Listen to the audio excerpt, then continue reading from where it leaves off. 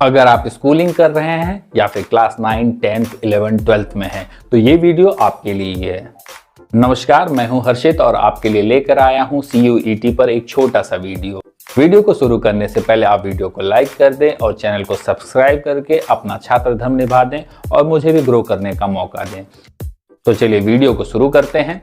CUET यानी कि common university entrance test, नाम से ही आप समझ गए होंगे कि ये एंट्रेंस टेस्ट है, तो एडमिशन से संबंधित बात करेगा। तो एडमिशन कहाँ मिलेगा? तो जवाब है भारत की वेल रेपुटेड सेंट्रल यूनिवर्सिटीज में। नहीं समझे? देखो, भारत में यूनिवर्सिटीज को रेगुलेट किया जाता है UGC यानी कि यूनिवर्सिटी ग्रांट कमीशन के द्वारा, और UGC ने यूनिवर्सिटीज को उनके गवर्निंग बॉडी या फिर उनके एडमिनिस्ट्रेशन के बेस पे क्लासिफाई किया है, जिसमें शामिल हैं state university, deemed university, private university और सेंट्रल यूनिवर्सिटी। तो CUET क्वालिफाई करने के बाद आपको मौका मिलेगा भारत की सेंट्रल यूनिवर्सिटी में एडमिशन लेने का। और अगर इकोनॉमिक पर्सपेक्टिव से बात करें तो कम फीस या लगभग ना के बराबर फीस में आपको मिलेगी एक हाई क्वालिटी एजुकेशन, और हर मेरिटोरियस स्टूडेंट ये चाहता है कि उसे हाई क्वालिटी की एजुकेशन मिले, एटलीस्ट वो ट्राई तो जरूर करता है। 2021 से पहले हर यूनिवर्सिटी अपना खुद का एंट्रेंस एग्जाम कंडक्ट कराती थी और एडमिशन लेती थी अलग अलग कोर्सेज में, बट ऐसे में छात्रों को हर यूनिवर्सिटी के लिए अलग अलग फॉर्म फिल करना होता था, अलग अलग एग्जाम देना होता था, और इसके बाद भी मन चाहे कोर्स में एडमिशन मिल जाए, मन चाहे यूनिवर्सिटी में एडमिशन मिल जाए, ये दूर की ही कौड़ी साबित होती थी। इस समस्या को खत्म करने के लिए न्यू एजुकेशन पॉलिसी 2020 के अंतर्गत CUET का इम्प्लीमेंटेशन किया जा रहा है। CUET को कंडक्ट कराया जाता है NTA यानी कि नेशनल टेस्टिंग एजेंसी के द्वारा, और 2023 में ये एग्जाम 21 मई से लेकर के 31 मई के बीच में कराया जाएगा, जिसके लिए रजिस्ट्रेशन शुरू होगा फरवरी के फर्स्ट वीक में, यानी कि बहुत ही जल्द। एग्जाम का पूरा शेड्यूल और रजिस्ट्रेशन प्रोसेस जल्द ही ऑफिशियल साइट पे उपलब्ध कराया जाएगा। साथ ही एडमिशन की सारी प्रक्रिया जुलाई 2023 तक एक टाइम बाउंड मैनर में कंप्लीट कर ली जाएगी। अगर एलिजिबिलिटी की बात करें तो क्लास 12 या इसके इक्विवेलेंट कोई भी एग्जामिनेशन आपका क्लियर होना चाहिए। मोड ऑफ एग्जामिनेशन की बात करें तो CUET को कंप्यूटर बेस्ड टेस्ट यानी कि CBT मोड में कंडक्ट कराया जाएगा। मीडियम ऑफ एग्जामिनेशन की बात करें तो आपको दिए गए लैंग्वेजेस में से पेपर के लिए लैंग्वेज को चुनना होगा।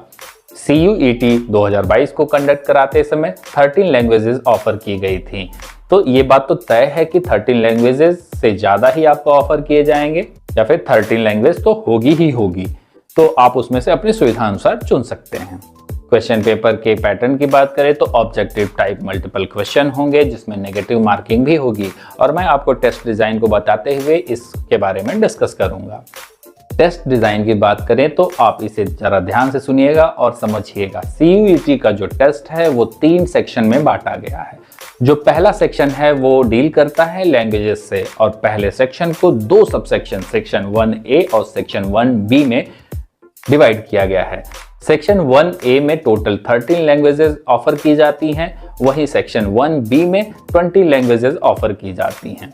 सेक्शन 2 में आपको डोमेन स्पेसिफिक सब्जेक्ट का टेस्ट देना होगा, जिसमें कुल मिलाकर के 27 सब्जेक्ट ऑफर किए जाएंगे, और साथ में सेक्शन 3 में होगा जनरल टेस्ट। कुल मिलाकर कोई भी छात्र सेक्शन 1, 2 और 3 को मिलाकर के मैक्सिमम 9 टेस्ट दे सकता है, यानी कि 9 सब्जेक्ट चुन सकता है, वो भी कुछ दिए गए शर्तों के हिसाब से। तो जो पहली शर्त है वो इस प्रकार है, या तो आप 2 लैंग्वेजेस सेक्शन 1A और सेक्शन 1B दोनों को मिलाकर उनमें से चुन सकते हैं, इसके साथ 6 डोमेन स्पेसिफिक सब्जेक्ट और 1 जनरल टेस्ट, टोटल मिलाकर के ये 9 हो जाएंगे।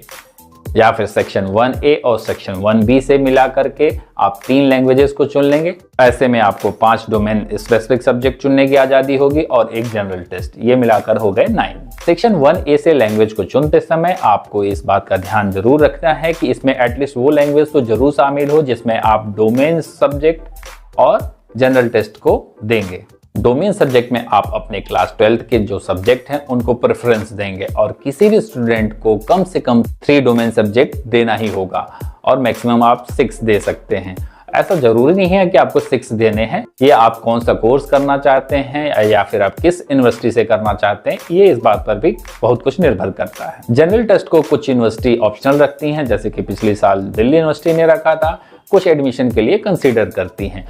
और ऐसे में मेरी सलाह आपको ये होगी कि आप जनरल टेस्ट को जरूर दें और एडमिशन से संबंधित आपकी जो भी सिचुएशन बनेगी आप उसे सिक्योर कर लें। एटलीस्ट आप सेफ रहेंगे कि आपका एडमिशन नहीं होगा, इस बात के चांसेस खत्म हो जाएंगे। इस बात में कोई डाउट नहीं है कि आने वाले भविष्य में स्टेट यूनिवर्सिटी या कोई अन्य यूनिवर्सिटी आपको आपके CUET के स्कोर के बेस पे एडमिशन ऑफर करेगी।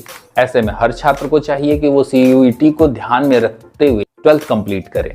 अब अगर आप CUET देने की सोच रहे हैं या फिर देना चाहते हैं तो दो बातों को आप जरूर ध्यान में रखें और इस बारे में बिल्कुल कॉन्सेप्ट क्लियर रखें। पहला कि आप कौन से कोर्स में एडमिशन लेना चाहते हैं और आप अपने डोमेन सब्जेक्ट को मैच कर लीजिए, लैंग्वेज को चुन लीजिए, जनरल टेस्ट को प्रिपेयर करते रहिए।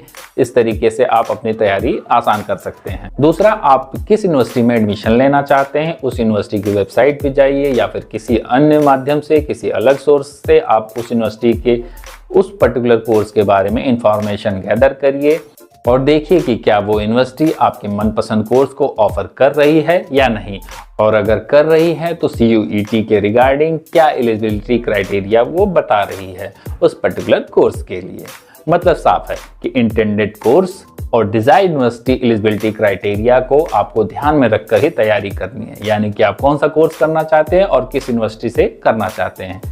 नो डाउट आप सब नए पीढ़ी के बच्चे हैं, मुझे नहीं लगता कि आपको फॉर्म भरना सिखाने की ज़रूरत होगी, पर अगर आपको कहीं परेशानी होती तो आप कमेंट कर सकते हैं। अब आप अगर क्लास 12th में हैं तो आप ये समझ लीजिए कि CUET में जो डोमेन स्पेसिफिक सब्जेक्ट होगा उसमें जो भी क्वेश्चंस आएंगे क्लास 12th के NCERT से ही आएंगे, तो इसकी तैयारी में विशेष ध्यान दीजिए और ऐसा करने से आपके जो बोर्ड के रिजल्ट हैं वो भी अच्छे ही हो जाएंगे। आपको जिस सब्जेक्ट में टेस्ट देना है उसका सिलेबस आप नेशनल टेस्टिंग एजेंसी की वेबसाइट पर जाकर जरूर डाउनलोड कर लें। लैंग्वेज में रीडिंग कॉम्प्रहेंशन और अलग अलग तरीके के पैसेज, लिटरेरी, फैक्चुअल और नैरेटिव के आधार पर क्वेश्चन बनेंगे और आपके लिटरेरी और आपके वोकेब के नॉलेज को टेस्ट करेंगे, तो be ready for that. General test की बात करें तो current affair, general mental ability, quantitative reasoning, इन सब को मिला करके क्वेश्चन बनेंगे।